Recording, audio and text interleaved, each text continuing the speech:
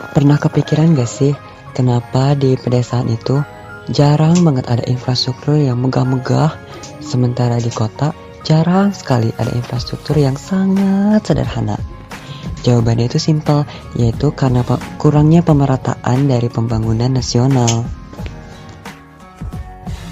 Pada kesempatan kali ini, aku mau sharing terkait upaya-upaya pemerataan pembangunan desa dan kota. Yang pertama adalah percepatan pembangunan secara optimal. Yang dimaksudkan dari percepatan pembangunan secara optimal adalah mendorong percepatan pembangunan dan pertumbuhan di wilayah-wilayah strategis yang selama ini masih belum berkembang secara optimal. Misalnya, sebuah desa di pedalaman memiliki ciri khas pada bidang budaya bersejarah yang masih dilestarikan. Desa tersebut sebaiknya dijadikan kawasan pariwisata karena memiliki potensi yang cukup tinggi, tidak hanya bagi wisatawan lokal, tetapi juga bagi wisatawan mancanegara. Kedua, fokus pengembangan pada wilayah-wilayah tertinggal dan terpencil. Upaya ini dapat dilakukan dengan pendirian pusat kesehatan di wilayah-wilayah terpencil yang jauh dari kota, juga mengirimkan tenaga kesehatan ke sana. Pengembangan fasilitas pendidikan juga bisa dilakukan agar wilayah yang jauh dari pusat tetap mendapat pendidikan yang layak. Selanjutnya ada pengembangan wilayah-wilayah di perbatasan. Pada poin ini, pemerintah bisa melakukan harmonisasi dengan negara-negara tetangga yang ada di wilayah-wilayah perbatasan. Seperti yang dibahas pada poin pertama, bila suatu wilayah memiliki ciri khas yang lebih baik dan lebih menonjol, maka sebaiknya ciri khas itulah yang harus dikembangkan. Pengembangan tidak perlu selalu dalam sektor yang sama, namun bisa juga dalam sektor yang berbeda untuk meningkatkan potensi ekonomi dalam suatu negara. Selanjutnya, meningkatkan keterkaitan kegiatan ekonomi. Masalah ekonomi memang berkaitan dengan pemerataan pembangunan, seperti proses produksi dan distribusi dari desa ke kota atau sebaliknya dapat terhambat akibat infrastruktur yang kurang memadai seperti jalan yang rusak. Dengan perbaikan jalan tersebut, diharapkan dapat memperbaiki pemerataan dan pembangunan desa dan kota.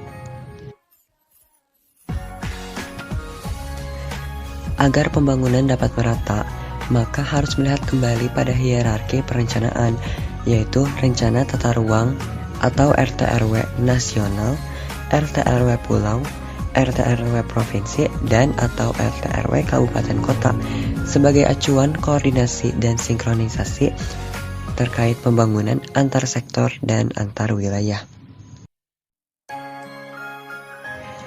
Selain pangan, papan dan sandang juga merupakan kebutuhan yang harus dipenuhi oleh masyarakat.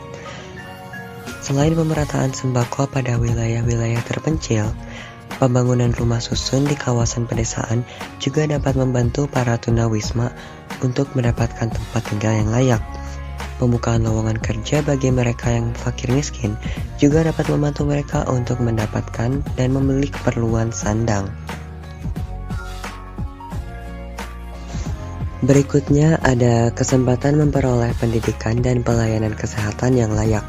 Seperti yang dibahas pada poin nomor 2, bahwa di daerah-daerah terpencil lebih baik dikembangkan fasilitas kesehatan dan juga fasilitas pendidikan untuk menunjang kebutuhan para masyarakat di wilayah-wilayah tersebut. Dan terakhir adalah pemerataan kesempatan kerja dengan distribusi tenaga kerja untuk memenuhi lapangan kerja.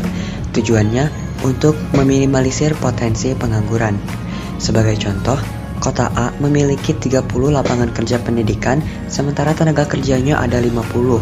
Artinya tenaga kerja di Kota A kelebihan 50 orang. Di samping itu, Kota B memiliki 40 lapangan kerja pendidikan, sementara tenaga kerjanya hanya 20 orang. Artinya, di Kota B kekurangan 20 tenaga kerja pendidikan.